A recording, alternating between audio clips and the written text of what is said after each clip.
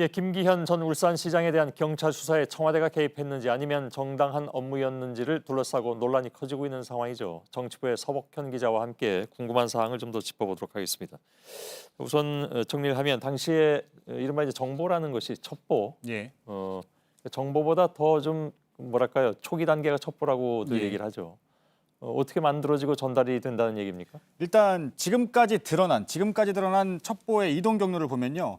백원우 전 민정비서관에서 시작해서 박형철 반부패 비서관, 경찰청, 울산경찰청 이렇게 첩보가 내려갔습니다. 예. 문제는 이 첩보의 성격인데요.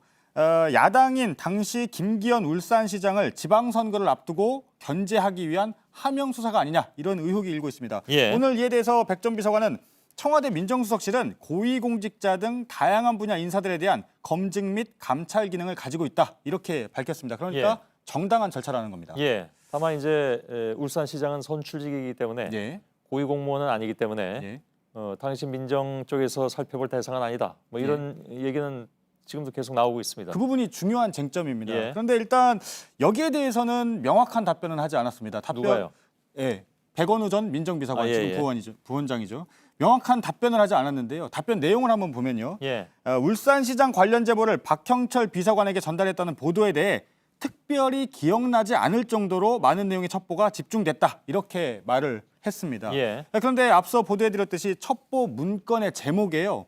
지방자치단체장 김기현 비위 의혹 이렇게 돼 있는 것으로 취재가 됐습니다. 예. 일단 이 첩보가 김기현 전 시장에게 초점을 뒀다. 이렇게 해석할 수 있는 대목입니다. 예. 뭐 어느 정도의 많은 정보가 모이고 그것이 다시 또 이제 전달이 되고 하는지는 모르겠습니다만은 예. 그럼 백 부원장의 얘기로는 그 당시로서는 이 사람이 선출직인지 아닌지를 판단하기 좀 어려울 정도로 굉장히 많은 정보가 들어왔고 그것을 일상적으로 이첩을 했다 그런 얘기가 되는 겁니까? 일단 기억하지 못할 정도로 당시 상황을 기억하지 못할 정도로 예. 많은 첩보가 들어왔다 이런 말입니다. 예. 자, 지금 그 백 전 비서관, 그러니까 백 부원장이죠 현재. 예, 그렇죠. 예, 울산시장 관련 제보를 넘겼다는 취지로 일단 얘기를 했는데 예. 백 전 비서관 말대로 관련 제보들이 많아서 이걸 단순히 이첩했을 가능성. 예. 조금 아까 제가 질문하긴 했습니다만. 예. 그러니까 인지하지 못했을 가능성이 전혀 없다고 보기는 어렵습니까? 일단 그 백 부원장이 사용한 표현을 좀 집중할 필요가 있는데요. 예. 제보라고 했습니다. 그런데 이 제보라고 하면 스스로 적극적으로 수집한 것이 아니라 외부에서 받은 것이라는 의미가 강하죠. 예. 그런데 물론 그런 가능성이 있습니다. 그런데 첩보 문건을 보면 김 전 시장 그리고 주변과 관련한 의혹들이 10건 넘게 전방위로 포함된 것으로 취재가 됐습니다. 그렇기 예. 때문에 이 제보, 여러 제보 내용들을 단순히 정리한 것인지 아니면 적극적으로 이 내용들, 많은 내용들을 수집한 것인지가 앞으로 쟁점이 될 수 있습니다. 예. 그거는 결국 이제 그 백 부원장도 지금 주장을 하고 있습니다만은 예, 첩보 문건이라는 것이 공개가 되면 그렇죠. 상당 부분 뭐 밝혀질 가능성이 있겠네요. 그렇습니다.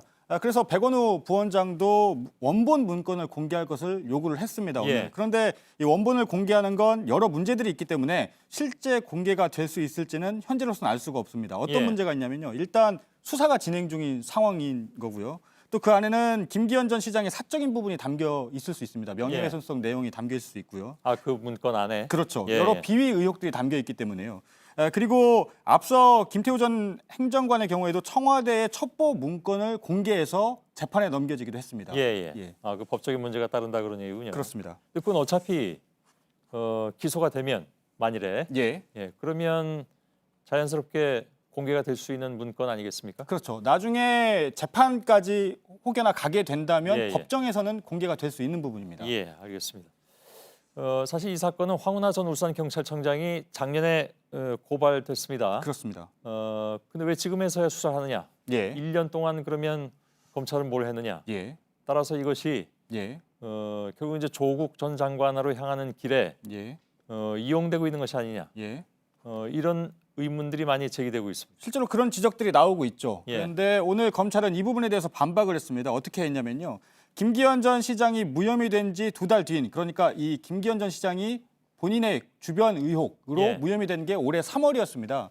그리고 올해 5월부터 울산지검이 수사를 했는데 경찰이 소환에 응하지 않았고 경찰의 자료 제출도 올해 10월 말에서야 완료가 됐다. 그리고 이 자료들 중에 첩보 관련 내용들이 있는 것으로 파악이 됐다. 이렇게 설명을 하면서요. 예. 이후에 관련자들의 주거지를 고려해서 신속한 수사를 위해 사건을 서울로 가져온 것뿐이다. 이렇게 설명을 했습니다. 근데 주거지가 가깝다는 것과 예.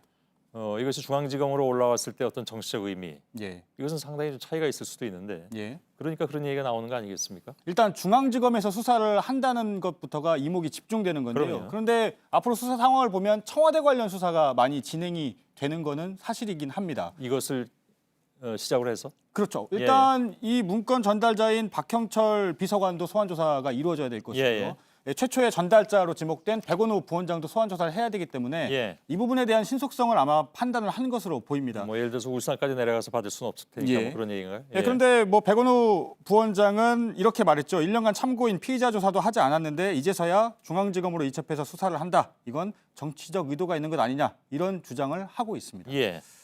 자, 경찰에서 청와대에 보고한 내용이 있다고 하지 않았습니까? 예. 다시 말하면 이 사건과 관련해서. 그렇습니다. 예.